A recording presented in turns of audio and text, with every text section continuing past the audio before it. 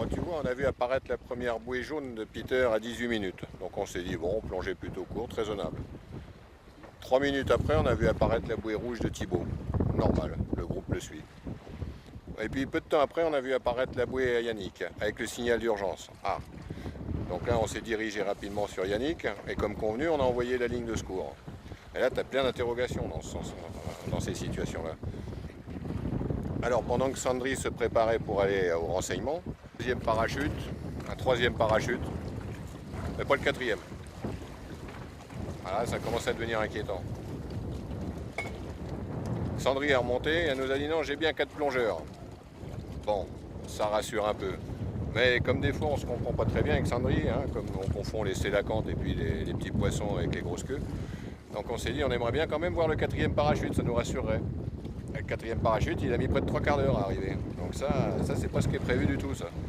Donc ça veut dire que pendant 3 quarts d'heure, on scrutait l'horizon dans le sens de la dérive en se disant est-ce qu'il y en a pas un qui est perdu là-bas, là, qu'est-ce qui se passe? Donc finalement il a fallu presque 1 heure avant qu'on soit rassuré et qu'on comprenne que finalement c'était une fausse alerte.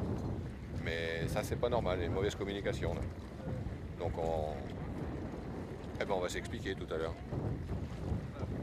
Ah ça c'est inacceptable les gars, c'est inacceptable. On s'était bien mis d'accord que s'il y en a un qui est encombré ou tout ça, au bout d'un moment, l'autre il va lui lancer son parachute. Signal d'urgence, il manque un parachute et l'autre il a perpète, ça faisait beaucoup. Je vous assure que ça faisait beaucoup. Aujourd'hui, la plongée s'est très bien passée, on a exploré un nouveau canyon, mais il y a eu un incident. Un incident en fait en surface, lié à une mauvaise compréhension, enfin une petite erreur de notre part sous l'eau. Tout s'est très bien passé, mais en surface, ils ont eu très peur, ils ont cru qu'on avait un problème.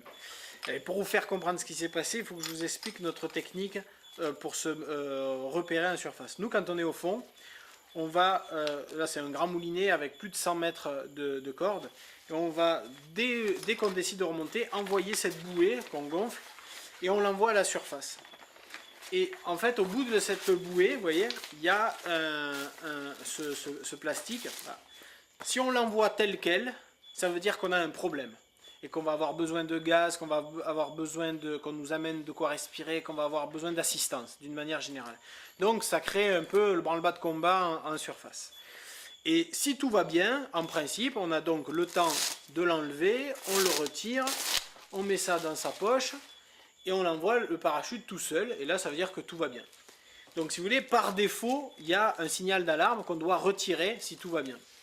Sauf que l'un d'entre nous a oublié de l'enlever, son petit truc. Donc quand la bouée est arrivée en surface, ils ont vraiment cru qu'il y avait un problème.